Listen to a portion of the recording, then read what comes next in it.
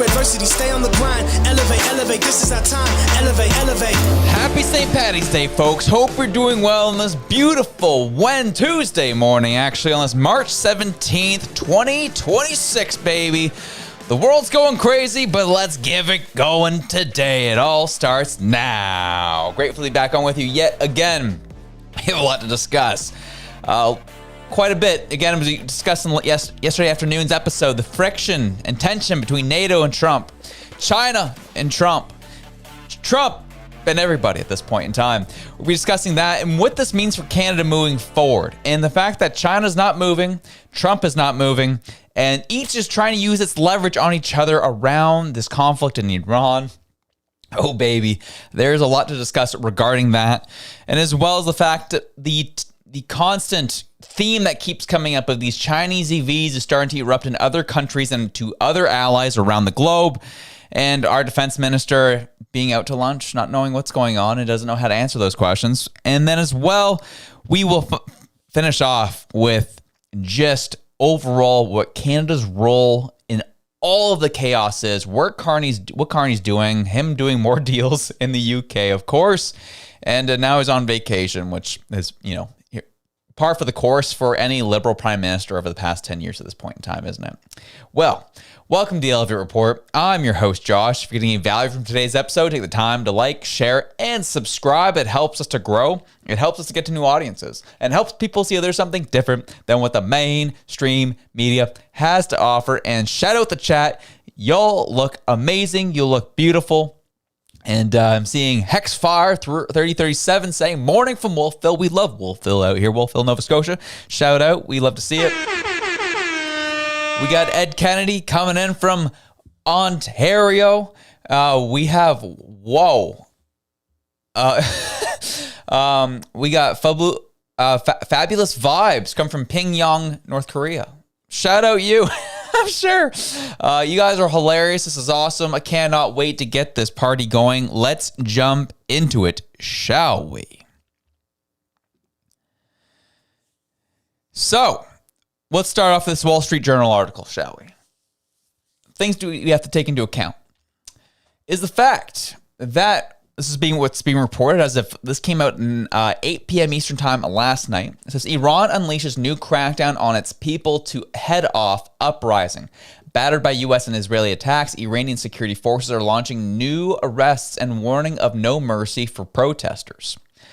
Iran's rulers have unleashed a new crackdown against domestic dissent, arresting people suspected of collaborating with foreign entities and threatening would-be protesters with death to hold back the risk of an uprising. Iranian security forces have been battered by U.S. and Israeli attacks, and bombing raids have shattered the headquarters and command posts of them moving forward. So this is where we are currently at, is, from what we're seeing and reading, Iran is holding its own, but it's definitely not doing too hot at the same time. And when you have them start quell dissent in your country, they're essentially fighting now two wars. They're trying to fend off the U.S. and Israel. At the same time, they're trying to quell a potential for essentially civil unrest and civil war within their country. They're fighting a two-front war. Technically, I guess you could say a three-front war. You got the U.S., Israel, and now their own people. So we will see where this goes. And I think this is important because it sets up the conversation for where things are going today. This came from the New York Times. It says, Trump's threat to delay summit with Xi casts new shadow over China relations. President Trump warned that he could postpone a meeting set to begin in just over 2 weeks if China refuses to help reopen the Strait of Hormuz. And if I'm being quite honest with you, what you need is the headline and the byline, and that's exactly what is currently happening. It's all the information you need at this present time. And it's funny, your perspective, how perspective changes depending where you're at. Your view on this changes, I should say, depending on where you're at and your view of it. If you are a person who's supporting what Donald Trump and Israel are doing, well, you're going to view this as him extracting leverage and trying to get China to move.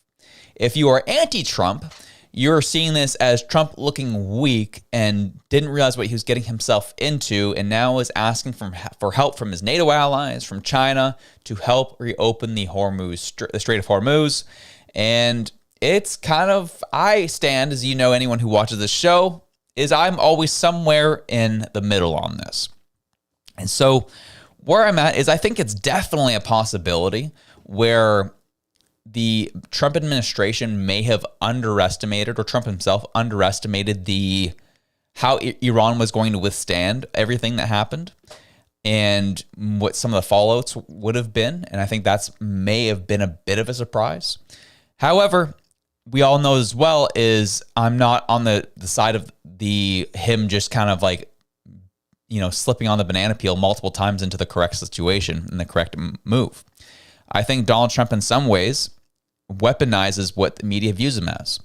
And the media, if you talk to any of your left-wing friends, you'll know this and see this, is the media and the left view Donald Trump as an absolute moron. He's an idiot. He doesn't know what he's talking about. He comes across as an idiot. And quite frankly, I think Donald Trump uses that to his advantage. And to everyone's downfall that's been the story of his presidency since the first term and now the second term, is to their mistake and to their demise, I should say is the word I'm looking for, is they underestimate Trump. They underestimate what he's about and what he's trying to do. And that's a story that keeps happening time and time and time again. People underestimate him, and then he does something that's like, oh shoot, didn't expect that to happen. He does a good job of weaponizing him, the population viewing him as an idiot.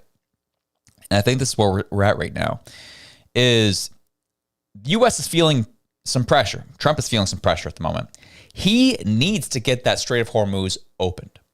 And because, again, 20% of oil goes to the Strait of Hormuz, and it's causing a lot of issues on the global stage. In reality, this isn't really impacting the U.S. And what I mean by that is U.S. gets maybe, I think, 5 to 7% of their oil comes through the Strait of Hormuz. Otherwise, they are able to very much be self-sufficient in what they need. It's just the rest of the globe and that needs that thing opened up. And this is the pressure that Iran's trying to extract on the U.S. is shut off the strait and force everyone to get mad at the U.S., which will then force the U.S. to back off. That's what they're hoping. And so now Donald Trump is taking those chess pieces that have been put in front of him, and now he's trying to start moving those himself. He's now saying, hey, NATO, it's time for you to start helping. Come on down. Let's help open the Strait of Hormuz. And much of the NATO allies are saying, no, this is your war. We're staying out of it. And so Trump turns and says, China, you should open the Strait of Hormuz. And China says, no, Iran's our ally. Why would we do that? And this is where I feel like this is where the strategy is really coming in. And you can disagree, that's fine. But the strategy I'm seeing coming in right now is U.S. doesn't really need the Strait of Hormuz. They do need the support of the globe and not disrupting the globe and everyone getting mad at the U.S. That's what they need right now.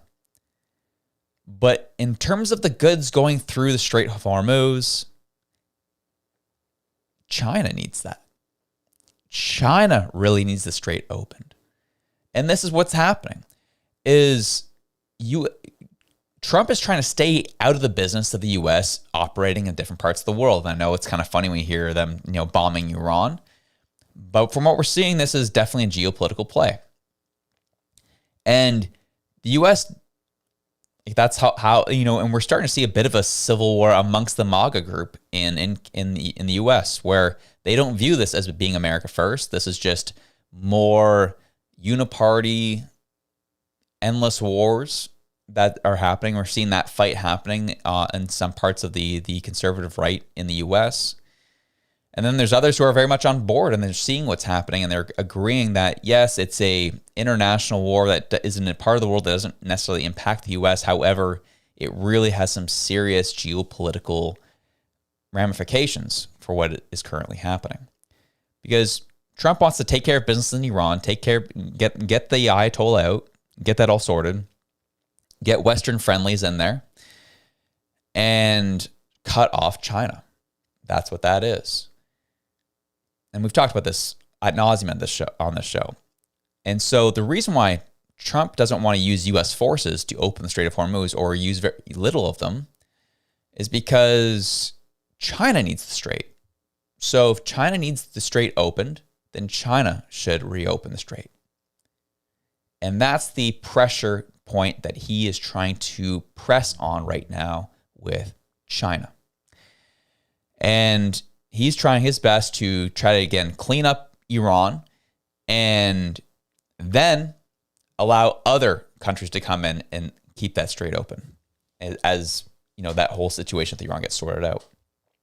But China's in a tough spot because if they do try to open the Strait of Hormuz, well, then they look like a traitor to Iran. And that puts them in a tough spot with all of their allies that they've been building and creating over the past several decades. And maybe, who knows? Maybe that's the time they bring Kim Jong-un in and help them out. Who knows? But this is the part that's an issue. And so China's is playing the time game now. It's saying, well, US needs more time. Needs to get this done as soon as possible. So if we can buy our time, it's going to force other people to get more and more upset with the U.S., and the U.S. is just going to have to open it themselves. So we'll see how that goes. And so we're going to hands off on this one, and we're not going to bother. And then Trump said, okay, I see what you're doing here. And, I then will do this. I'll move to delay our summit. What are you going to do about that? And that's exactly what we're seeing here. President Trump has threatened to postpone a long-planned summit with Chinese leader Xi Jinping as he called on China to send warships to help reopen the Strait of Hormuz, casting a new shadow over the relationship between the world's two biggest economies. Mr. Trump told the Financial Times on Sunday that he may delay the meeting, which is expected to start on March 31st in Beijing, if China does not answer his demand to help reopen the Strait of shipping in the next 2 weeks. Mr. Trump said that waiting until the summit for an answer may be too long.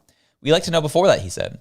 China is one of the several countries that have responded cautiously to Mr. Trump's demands for naval assistance to thwart Iran's efforts to block the strait, which is a transit route for about a fifth of the world's oil.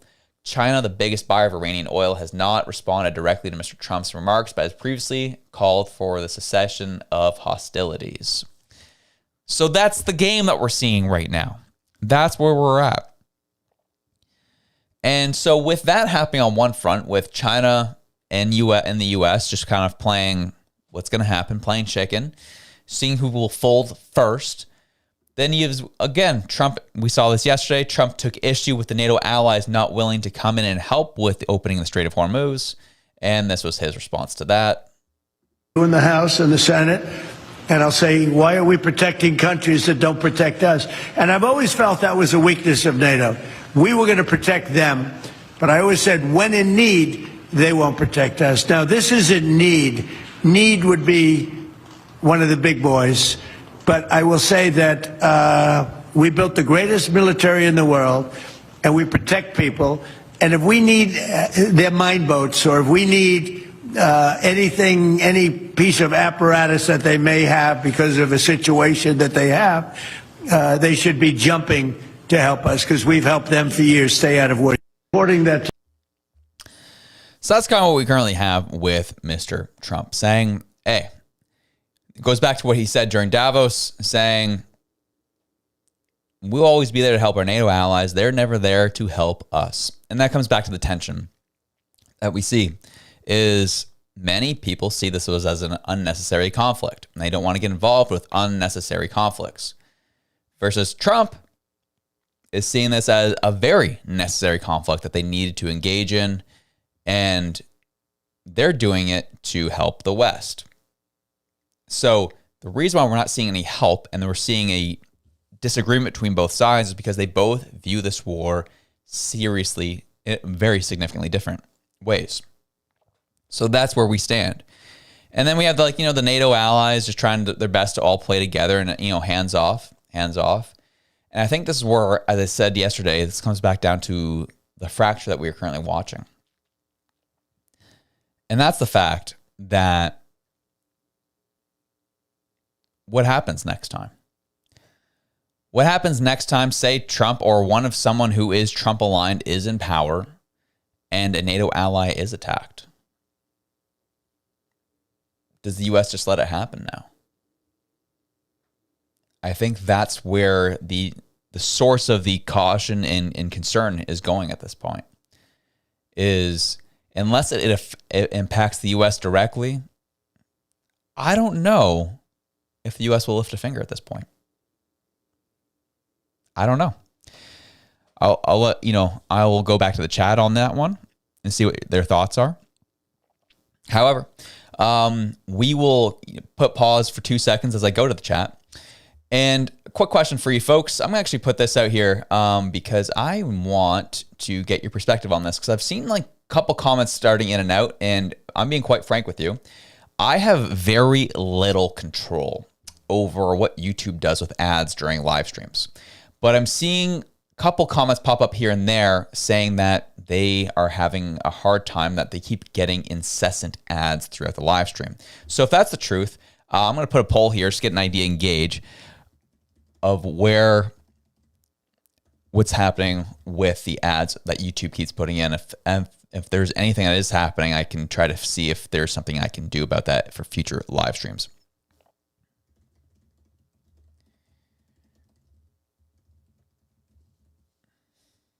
And so I'm just going to put that as a passive poll as we go throughout here. And let's pop up here. Just me, Nicole says, good morning, folks. Discuss, opinionate, and hit the like. Yes, thank you, Nicole. 100%. That's what we love to see. That's what we want to see. So this is where we are currently at. So if we go to this political article, it says how Canada's embrace of Chinese EVs could scramble the American market. And so we know Politico very well. They're very much in the pocket of the Liberal government here in Canada, very much have a very left-wing perspective, and anything they can do to dunk on the Conservatives, that's what they'll do. And that's another way of what we're going to read through this article. That's the tone you should read it with. Canada's import plans reverse years of North American policy that treated the cheap, high-tech Chinese cars as an economic threat. As Canada begins importing the EVs, U.S. residents in border cities like Detroit and Buffalo, New York, may see their northern neighbors at the wheel. Or American tourists visiting Canada may experience brands like Xiaomi, Leap Motor, and BYD when taking a rideshare. It's a situation that the U.S. and Canada sought to avoid for years, worried that the introduction of China's low-cost, high-tech EVs would undermine domestic automakers and lead to Chinese surveillance. President Donald Trump's 25% tariff on Canadian autos and auto parts has scrambled the North American market. Canada is diversifying from its once reliable, now unpredictable, interesting word choice there, and that tells you exactly the theme or the lens you need to read this in. Now unpredictable American partner and seeking a new global role as a maker and exporter of EVs. That could provide China with a beachhead that will familiarize Chinese automakers with American tastes and help them enter the only major global market they haven't yet cracked. Whether it's 2027 or 2037, we can expect to see more Chinese automakers coming to the U.S. market, said Stephanie Brindley, an auto analyst in S&P Global Mobility. That's the trajectory. In January, Canadian Prime Minister Mark Carney reversed years of Canadian industrial policy and slashed tariffs to avoid allowing a limited number of Chinese EVs to start 49,000. Vehicles can be imported each year at a tariff rate of 6%. Only 5 years, imports can grow to 70,000 vehicles annually, as we know that story here as Canadians. So we have this that has come up, which has caused a bit of an issue, where Trump's bravado and loud personality has allowed the Liberal Party here in Canada, we've talked to extensively, to use him as a scapegoat for all their problems and issues. So now they've essentially conditioned their voters to say Trump is bad. He's the reason why everything's bad. Liberals have done everything good. It's just Trump's fault that everything in Canada is going negatively. And this article takes the same tone. Because of Trump, well, Canada had to go to China. Canada had to go to China. Now they're bringing these EVs, and now Americans are going to get a taste of the beautiful Chinese technology. At no point in those early parts of this article, which is typically what people read, mainly people headline read, then maybe a few people read the first few paragraphs, and then they won't read the rest of the article. So in that time, never point was it mentioned of the potential, the serious potential of surveillance from these cars. It mentions it here in the first couple paragraphs that, people think that, but as if it's some type of, it was mentioned in tone of some type of conspiracy theory, but it's a very real issue and security problem. And so Canada has introduced and invited China to the front doorstep of the United States of America. And the reason why I wanted to read this article is because it's hitting on a very serious serious tension between countries right now, as we're seeing things start to shift and move in the world. Things aren't as stable as they once were. They are now more uncertain because of the nature of the global order shifting. It is.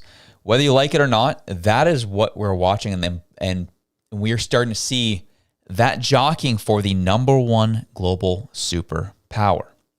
China wants it, US has it. And so, because of what we've seen with COVID and now the economic instability, this is how it all goes down with any big shift that happens in history, is that it typically follows one big pandemic. And that's what we're now witnessing. The pandemic has happened. Economic instability shortly follows. People are looking to their governments to do something about it. The difference is this time, though, is many of the governments in the West are actually working against the interests of their people. And the U.S. is the only government right now who is acting in the interest, for the most part, of their people. So we don't know where this goes. So that's why we're seeing a lot of pawns in this. We're seeing the middle powers getting stuck in between the likes of China and the U.S., and they're picking sides. They are.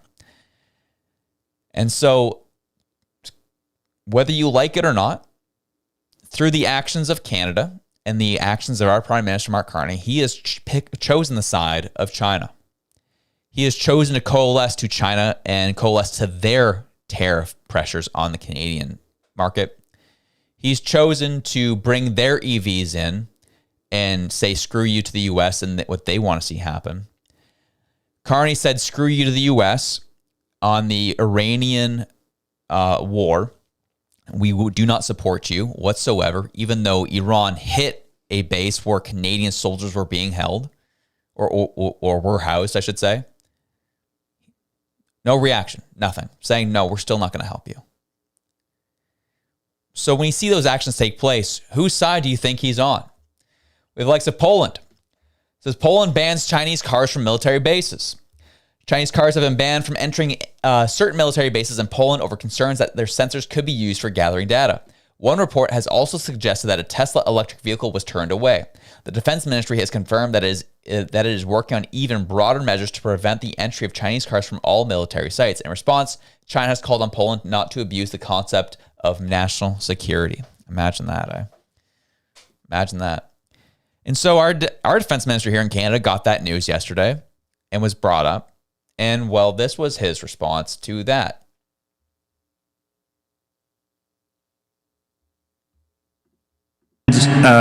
Poland's army is banning Chinese electric vehicles from entering military bases over concerns that they could collect sensitive data. This is the so-called spy cars argument.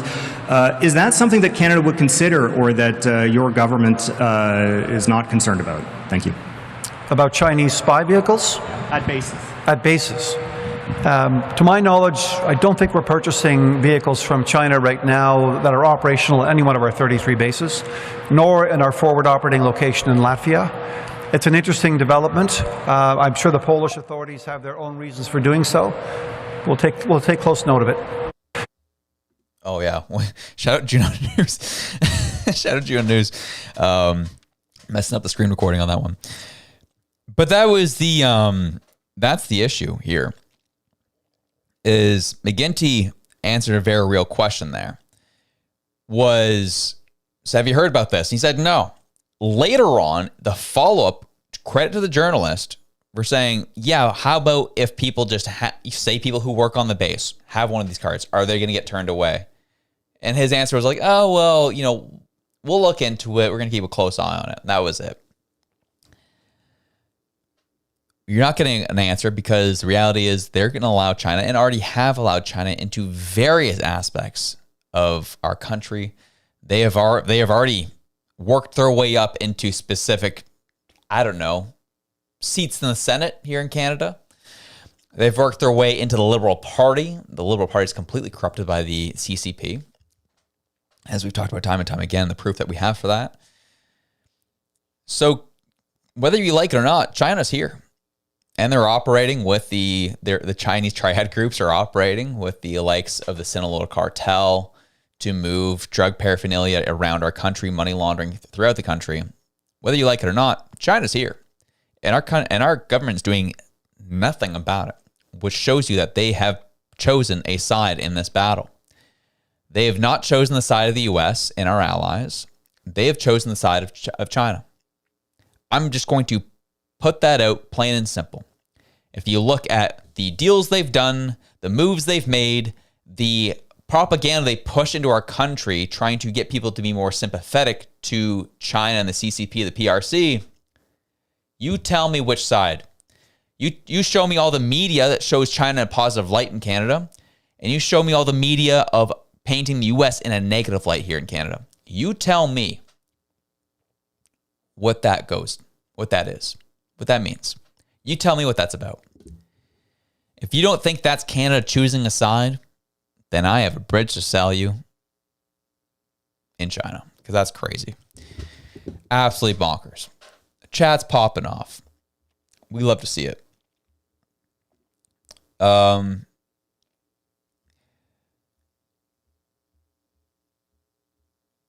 I'm just kind of sorting through the chat what people are saying here.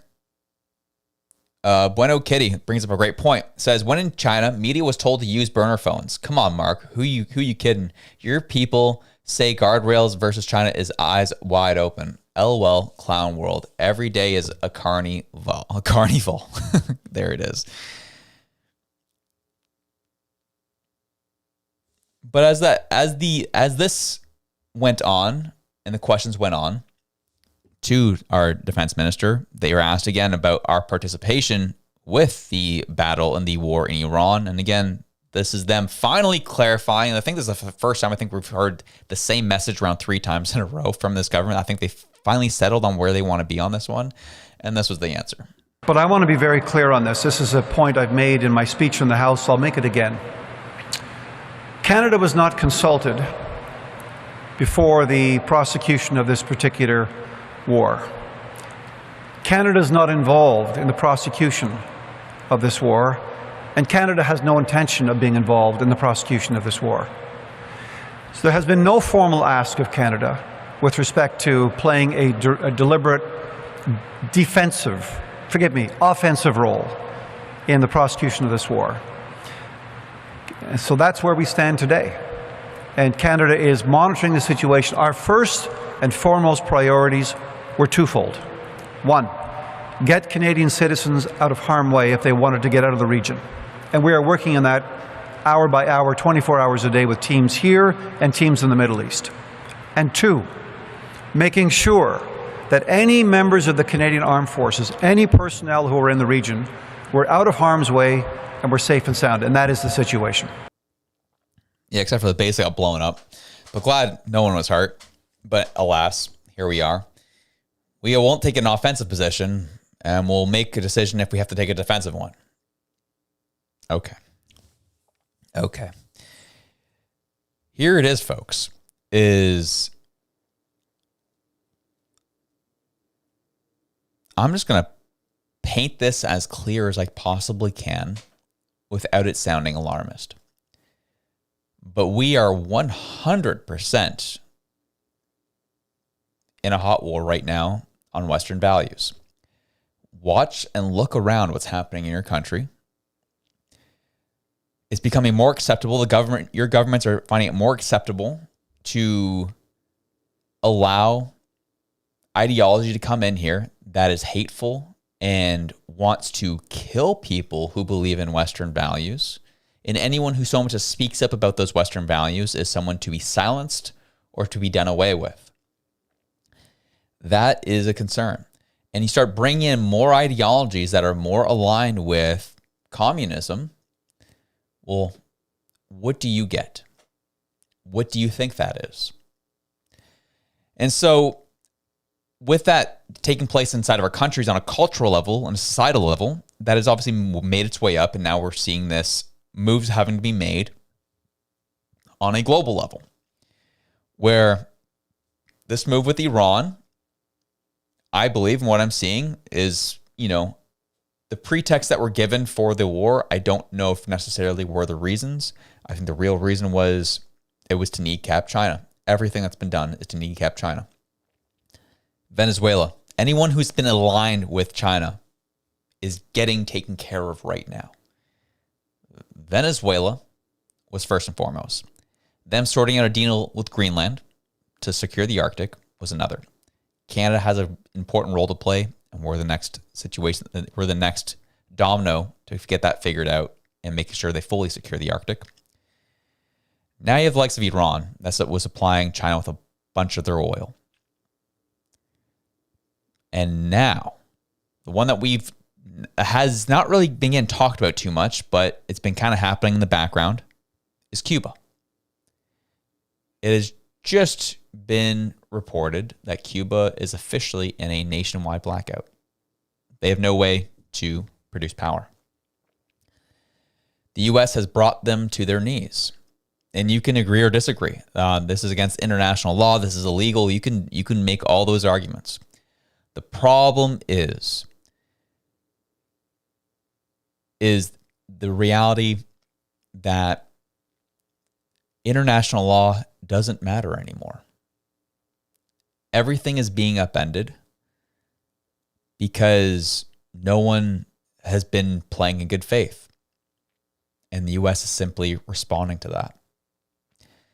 And it's gross, it's dirty, it's nasty, but that's the world we live in now. And the U.S. is doing what they need to do, or at least Trump is doing what he feels he needs to do to secure to secure the security of the United States of America. Cuba was the next move in that domino to fall. That's the situation. Trump was asked about Cuba by Fox, and this was his response. Again, not a nice response. This is where we're at. See, all my life I've been hearing about the United States and Cuba. When will the United States do it? I do believe I'll be having the honor of taking Cuba. That'd be good. That's a big honor. Taking Cuba. Taking Cuba in some form, yeah. Taking Cuba. I mean, whether I free it, take it, I think I could do anything I want with it. You want to know the truth? They're a very weakened nation right now. They were for a long time. Very violent leaders. Castro was a very violent leader. His brother's a very violent leader. Extremely violent. That's how they governed. They governed with violence. But a lot of people would like to go back. Okay. See, the end, So, here we go. So he's talking about taking Cuba, freeing Cuba, whatever that means. Either way, Cuba's falling. And this is important because this actually does filter well into the Canadian context today. And this is the reality. That Cuba has been he said it here, Cuba's been a weakened nation for a long time. I think it was 2015 and 2016. Barack Obama was the first president since the 60s to kind of give an olive branch to Cuba, saying, hey, we can lift the embargo as long as you start deciding to be a democracy. You get rid of your communist dictators and you implement a party system and start voting for your leaders. And they kind of, he let up a few of the embargoes, or a few of the items under the embargo, as a show of goodwill to Cuba. And Cuba responded with, no, we're going to do what we want. And Trump came in and the embargoes went right back on. And because of that, because of Cuba's decisions to want to house back in the day, obviously, housed Russian nuclear devices on their island. They, are now were the under the ire of the United States from that point on, and they've become a significantly weakened nation. And as many Canadians, I'm sure have visited Cuba on multiple occasions, which I have, and it's a poor nation. It is a poor nation, and for the most part, yes, their outside forces have done those things to them, but those things have happened because of the decisions that they've made. They're not too far off the coast of the U.S., and for them to have Russian nuclear weapons was probably not a wise move. But because they're communist and they're aligning with the Soviet Union at the time, that's the move they wanted to make. U.S. ended up winning that Cold War, and Cuba paid the price for it. And now here we are in 2026. What Trump has done to them has not been nice. It's been dirty. But they are primed for it to happen for a very, very long time. I pull up this article from 2016 where Barack Obama calls for democratic and economic change in Cuba. Voters should be able to choose their governments. That was the olive branch that Barack Obama gave them. And they said, no. We're going to do what we want to do because we're Cuba. And now they got to the point where they're so weakened that someone like Trump could come around and say, all right, poke, you're done now. Either you cease to be a nation and we take you over, or you play by our rules. Which one is it going to be? And the reason why I want to bring this story up is because Canada finds themselves in a similar situation. And that's what is worrying to me at this point. We had this post from Lee Humphrey, who said this. Again, Lee has their perspective on this, but let's read through this. The Canadian economy doesn't suck because of Trump. It sucks because of the decade of stupidity by the Liberal government of Canada. The Cuban infrastructure isn't collapsing because of Trump. It's collapsing because their government decided to reject Obama's offer to completely rebuild it in exchange for creating a multi-party democracy. It's time to grow up and stop blaming Trump for the bad outcomes of socialist and communist governments. And that is exactly where we find ourselves at the moment.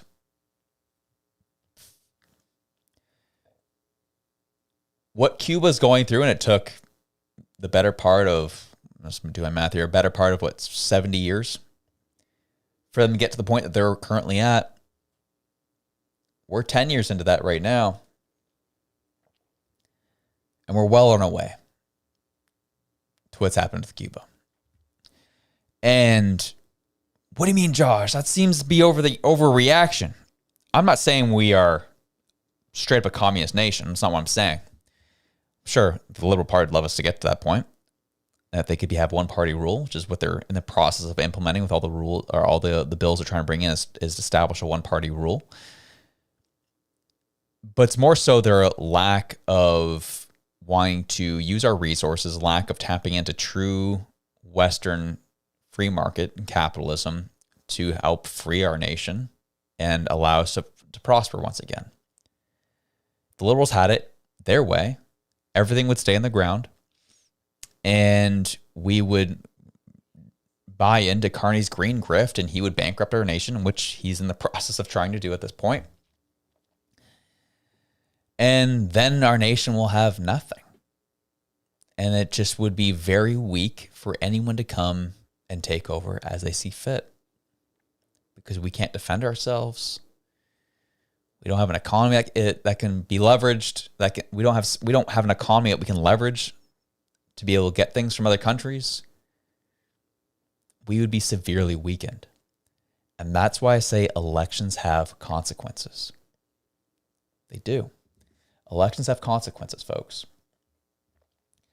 We're seeing this right now, where stats can't put out this this infographic. See if I can get it a little bit bigger. No love. We'll see if we can do this instead. There it is. Canadians adult with very good to perfect functional health. The yellow is 2015, the deep blue is 2019, and then the lighter blue is 2024. And so again, Canadians with very good to perfect functional health. It's gone down in every province since 2015. We're on the managed decline, folks. But hey, we have free health care, right? Just like Cuba.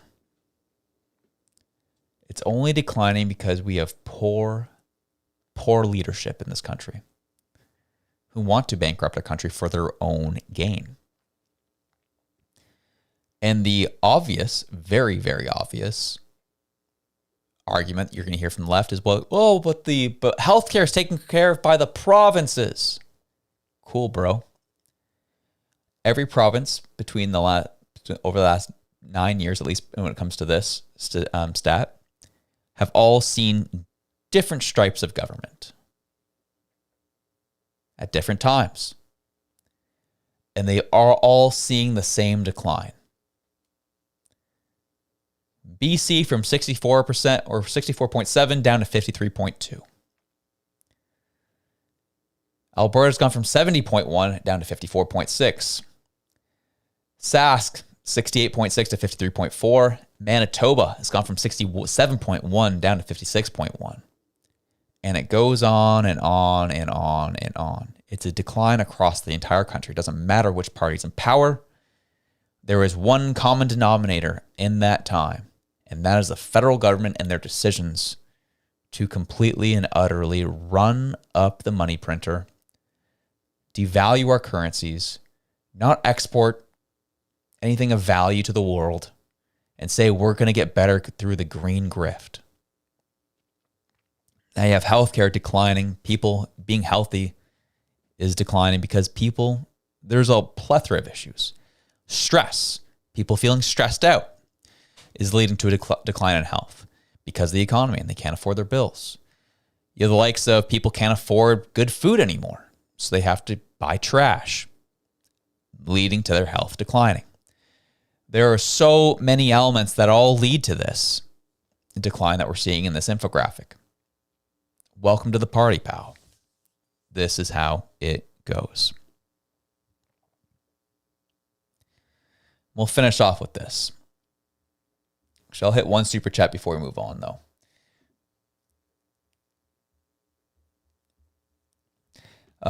Mao Xinzhu says, if CCP thought curbs were important to you Westerners, they would have agents with chisels and hammers in front of all your houses. Steer clear. That's an account that's always warning us of the dangers of the CCP every morning. Shout them out. Because I think that's a great segue into the rest of our show. Is the fact we told you, right? One of the deals we did, one of the aspects of the deal that was done with China, the MOU that we still haven't received from the government yet, in terms of what we're providing in terms of our national intelligence to them, is we've sent a reporter over to CBC to report on everything that's happening to China. And here's a 2.5 minute segment talking about the plight of China and how it's been so hard on them due to the war that Trump has waged on Iran. Because they're suffering because they can't get their oil through the Strait of Hormuz. So naturally, CBC has done a piece saying how awful it is what Trump has done and how bad it is for the people in China. You want to tell me whose side we're taking? Well, watch this. East, where the ongoing conflict is sending the cost of shipping skyrocketing, and some businesses in China say they are suffering. Household goods are piling up in warehouses as supply chains come under pressure, but some in the business community believe there will be opportunities for growth once hostilities end and rebuilding starts. The CBC's Chris Brown reports. For an economy as immense as China's, the impact of the war in the Gulf is vast, but also complicated. Take the central city of Yiwu. This place is notable for having the largest market for household consumer goods anywhere in the world. 80,000 stores selling jewelry, electronics, clothing, you name it, it's here. The Middle East is the largest destination, and all of that trade is disrupted. Which size? Oh, so big. 70% of this woman's footwear customers are in the Middle East. Suad told us the price of sending a shipping container to the region has tripled. So 25,000 pairs of her shoes and boots are in limbo. Freight cost now is the price is high. So all of this, all going to the Middle East? Yes. All of it. At Li Tanghui's warehouse, boxes and equipment parts are also piling up. 这是工程设备，这是一个客户的。 So this is industrial for Iraq. Some of that's for Lebanon. He says prices for raw materials are rising quickly. 我相信会有一些 Plastic prices have gone up 40%, he says. This will have a significant price impact on the entire product and supply chain if the war continues. China is the biggest importer of Iranian oil, and pump prices here have already spiked 12%. But China's energy grid is also increasingly powered by renewables and cars by electric batteries, meaning there's also built-in resilience to any oil disruption. Rocky Lee is with the Chamber of Commerce for this part of China. 我们整体我觉得还是比较乐观的。 I feel this is like the Iraq War, he says. The United States finished the war and left, but Iraq needed Chinese goods to rebuild. I believe the same goes for Iran and even Israel. That captures the pragmatic mindset of many Chinese towards the war launched by the United States and Israel, that in spite of short-term costs, there could be even greater opportunities when the fighting ends. So there you go, folks. CBC, your tax dollars at work, playing games and playing cover for the CCP. Look at how tough it's been on China, but don't worry, we'll rise from the ashes because of the big bad Americans and what they're doing. That is happening in front of your very eyes right now, folks. That is happening in front of your very eyes right now. The reason why I wanted to play that whole clip out is to give you a strong sense of what CBC is pushing out to their viewers. Pushing out more propaganda to get more people to hate the US and align more with China. But guess what? I'm not playing these games anymore, man. This is severely dangerous, and I'm done with it. I don't know what Carney's really trying to do. I don't know how much of this is really just ideological for him. I don't think it is ideological for him. I think it's simply what is going to make him more money, and he'll do whatever it takes to keep power in order to make more money. And don't worry, Mark Carney's not here for a long time. I have a strong sense that he'll be here for the end of this term. He gets his majority for the next 3 years, and then he's out. Because that's his track record. He goes into places, he's only there for a certain amount of time, 3, 4, 5 years, and then bounces. He's coming in, he's bankrupting our country, and before anyone, especially his base, realizes what's going on, boom, he's gone. Deuces. And we're left holding the bag once again. And a country that's already been on the ropes and already on the verge of tapping out, he's coming to collect the carcass. And that's why this show is going so hard on the Liberal government in Canada. Go so hard on Mark Carney and calling this stuff out because it is so very dangerous. You have the propagandists of the regime like Laura Babcock, who will say everything's awesome, Carney's great, don't worry, don't listen to all the hate out there. Meanwhile, our healthcare is just in the dumps. Crime is rampant. They're driving in bills to censor more people. What do you expect me to think when I see all this happen, guys? Unemployment is just unreal right now. And trying to mask the unemployment number so it doesn't look as bad as it really is. This is where things are going. Mark Carney posted this, though. Canada and Nordic countries vow closer collaboration as middle power bloc. Congratulations, folks. So awesome. Canada's forging new partnerships with like-minded allies to build a better, stronger, and more just future. Yep, we're going to show America what's up with the lack of military behind it. When I read this, it made me instantly think of Mark Rutte saying this. So when President Trump is doing good stuff, I will praise him. and I don't mind him publishing text messages. And if anyone thinks here, again, that the European Union or Europe as a whole can defend itself without the US, keep on dreaming. You can't. We can't. We need each other. And why do we need each other? I tell you. First of all, because also the US needs NATO. And the US is not only in NATO to prevent the mistake after the First World War, not to re-engage with Europe. And then again, the long arm of history reaching out to the US again in the Second World War, as Churchill famously said in his speech in 1941 in the US Congress. They are also in NATO because for the US to stay safe, and by the way, Arctic region is evidence here, they need a secure Arctic, they need a secure Euro-Atlantic, and they also need a secure Europe. So the US has every interest in NATO as much as Canada and the European NATO allies. But for Europe, if you really want to go it alone, and those of you who are planning for that, forget that you can ever get there with 5%. It will be 10%. You have to build up your own nuclear capability. That costs billions and billions of euros. You will lose then, in that scenario, you would lose the ultimate guarantor of our freedom, which is the US nuclear umbrella. So, hey, good luck. That's the reminder, folks. So these middle powers try to, cosplay as if they are a significant player and have any real say in how control of anything that goes on in the world. I was reminded of that statement going off a couple months ago.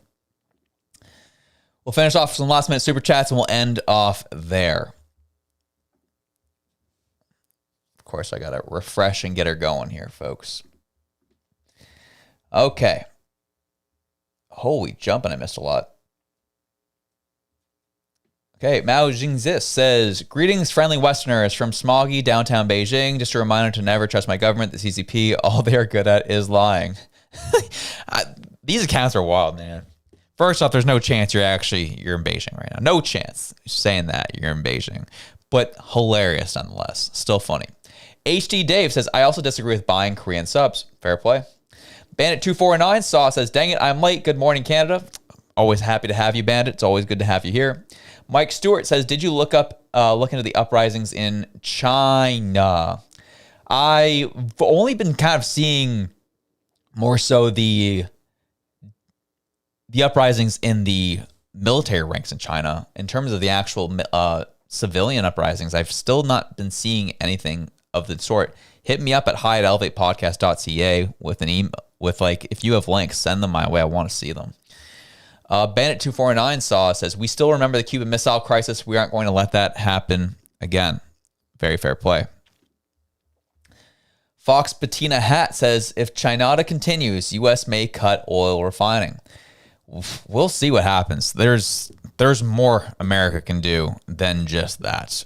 Trump has already alluded to it. 100% tariffs across the board. Boom. That's already one thing, which would completely ruin us. I was actually I was talking to Reg this morning, and I just had a thought. I was just kind of seeing how everything's transpiring and playing out right now. And I posted this on X as well. It's just the reality. Everything's kind of coming together for me. And I texted Reg, and I was like, Mark Carney's going to completely scrap Kuzma, isn't he? Mark Carney's totally going to scrap Kuzma. He's going to play his cards, make it look like it was Trump's plan and what Trump wanted to do, but this was 100% Mark Carney doesn't want Kuzma to be renewed. I have a feeling that's about to happen. But anyways, Lazarus 8447 says, does Carney share his knee pads with the CBC when it comes to CCP? I can't wait to be either the 51st state or a territory of America. Oh, gee. Oh, dear me. I don't want any of those things. I want us to be a sovereign country, for goodness sakes. But I also can acknowledge the natural conclusion if we continue on the path that we're at, unfortunately. Papa Bear Sensei says, Canada went from a first world country to a middle power in just a decade. Well, those are two separate things. You can still be a first world country and a middle power. It's more of the issue of first world country is more so an economic standing, and middle power is more a military standing, more so. I guess they both can be conflated and brought together at various points, and that, depending on the topic. But we have been a first world country, but we've always been a middle power. We've never been an economic superpower. That's just a reality. because we've always had high living standards, but because of the size of our country in terms of our population, we would never be able to take over the U.S. and their economy, or China for that matter, India. But we've always had, before the Trudeau years, we've always had a high level of living, which would make us a first world country. But we've always been a middle power. Mauzin says, I'll help you all again. Oh yeah, we read this before. Lazarus 8447 says, when it comes to unemployment numbers, those are based on people on EI. Plenty of people who either ran out of EI or don't qualify for it. If they add in all the people who ran out or don't qualify, numbers would be bigger. Yes, you're 100% correct. They also don't include the people who have just stopped looking altogether. I'm very interested in what the numbers really are. We're definitely in the double digits, at least. From my perspective, we're probably in the double digits already of unemployment numbers, unfortunately.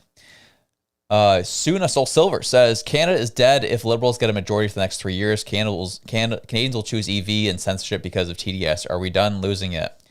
I don't think they've had enough yet, Suna Soul Silver. I don't think Canada has had enough yet. But I do go back to what I said yesterday.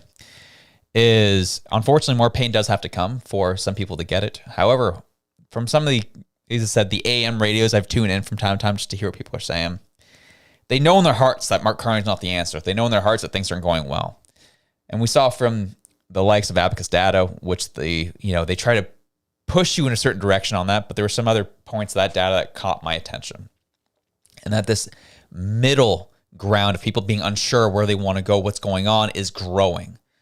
Less people are actually supporting Mark Carney, and more people are becoming uncertain of Mark Carney. And that's growing. And it's on the Conservatives and Pierre Poilievre to cannibalize that middle ground. It's very incumbent upon them to do that. And they have to fight. They have to fight. And they have to earn it. They're gonna have to earn it. Unfortunately, they have a lot going against them, and they have to fight it. They have to earn it.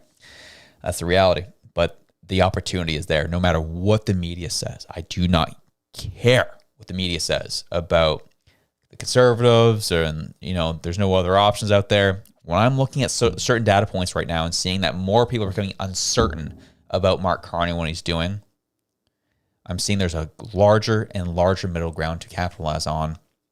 It's just on Pierre Poilievre and the messaging they need to capitalize on. So that's where I'm at.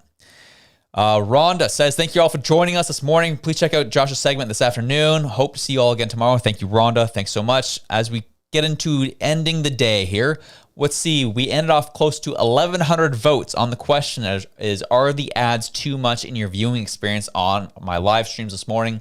61% say it is too much. 39% are saying don't care. So I'm going to look into that. As I said, it's so tough. I don't have a whole lot of control over it, but I'm going to see what I can do to lessen that load and get that to stop, because I know it can be quite annoying. It is quite annoying.